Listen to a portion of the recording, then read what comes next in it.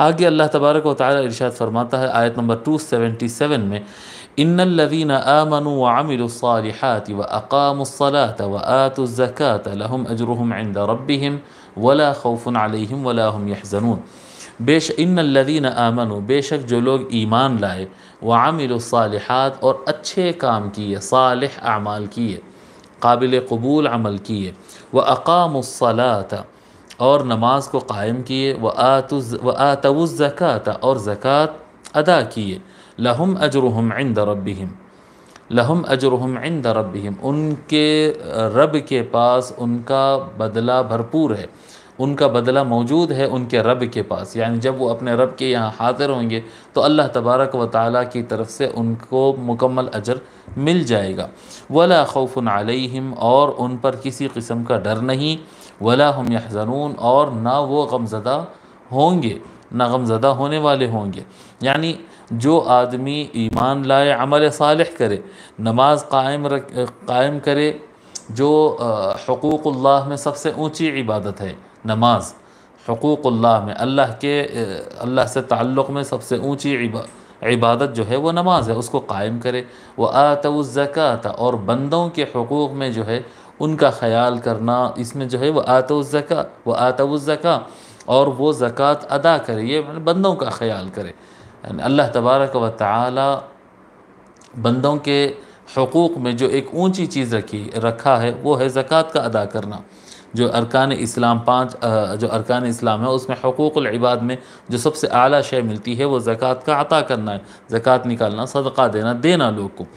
تو ایسے جو اعمال کیے ہیں، جو اللہ پر ایمان لائے اور اعمال صالحہ کیے، اللہ سے تعلق بھی مضبوط رکھے اور بندوں کا بھی بھرپور خیال کرے، ان کا اجر، ان کا بدلہ ان کو بھرپور ان کے پروردگار کے پاس ملے گا۔ ولا خوف علیہم اور ان کو کسی قسم کا کوئی ڈر بھی نہیں ہوگا قیامت کے دن،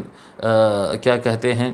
ولا ہم یحزنون نہ وہ غمزدہ ہوں گے قیامت کے دن، نہ ان کا کوئی بدلہ جائے گا، یعنی ان کا جو اجر ہوگا وہ ضائع نہیں ہوگا، ان کو کسی قسم کا غم نہیں ہوگا۔ آگے اللہ تعالیٰ فرماتا ہے، یا ایہا الذین آمنوا اے ایمان والو، اتقوا اللہ اے ایمان والو اللہ تعالیٰ سے ڈرو، وَذَرُوا مَا بَقِيَ مِنَ الرِّبَا اے ایمان والو اتقوا اللہ اللہ تعالیٰ سے ڈرو، وَذَرُوا اور چھوڑ دو، ما بقیہ جو کچھ بچا ہوا ہے، من الربا سود میں سے، ان کنتم مؤمنین اگر تم مومن ہو۔ اے ایمان والو اللہ تعالیٰ سے ڈرو اور بچا ہوا جو سود ہے اس کو چھوڑ دو، بچا ہوا جو سود ہے اسے چھوڑ دو۔ یہ امام نصفی رحمۃ اللہ علیہ لکھتے ہیں کہ یہ آیت نازل ہوئی ثقیف سے متعلق، قبیلہ ثقیف جو ہے یہ کیا کہتے ہیں، ان کا کچھ یہ قرض دیے تھے قریش میں سے کچھ لوگ کو۔ یہ عتقاء اور طلقاء کے درمیان کا مسئلہ ہے کہ قریشیوں کو یہ جو ہے بہت قرض دیے تھے اور اس پہ سود وصول کرتے تھے۔ اب وہ اسلام قبول کر لیے تھے لیکن سود معاف کرنے کے لیے یہ تیار نہیں ہو رہے تھے۔ اللہ تبارک و تعالیٰ یہ آیت نازل فرمایا اور اوورآل سب امت کے لیے ہے، اے ایمان والو اللہ تعالیٰ سے ڈرو اور جو بچا ہوا سود کا مال ہے اسے چھوڑ دو، ذرو اسے چھوڑ دو، ان کنتم مؤمنین اگر تم سچے مومن ہو۔ یعنی ایمان کا تو تم دعویٰ کرتے ہو، اگر تم سچے مومن ہو تو جو سود تم کو آنا ہے اور باقی وہ سود کو چھوڑ دو، جو پہلے ہو گیا وہ ہو گیا، لیکن اب آگے سود کا مال وصول کرنا اور اس کو حاصل کرنے کی جو نیت ہے تمہاری، اس کو چھوڑ دو اگر تم سچے مومن ہو۔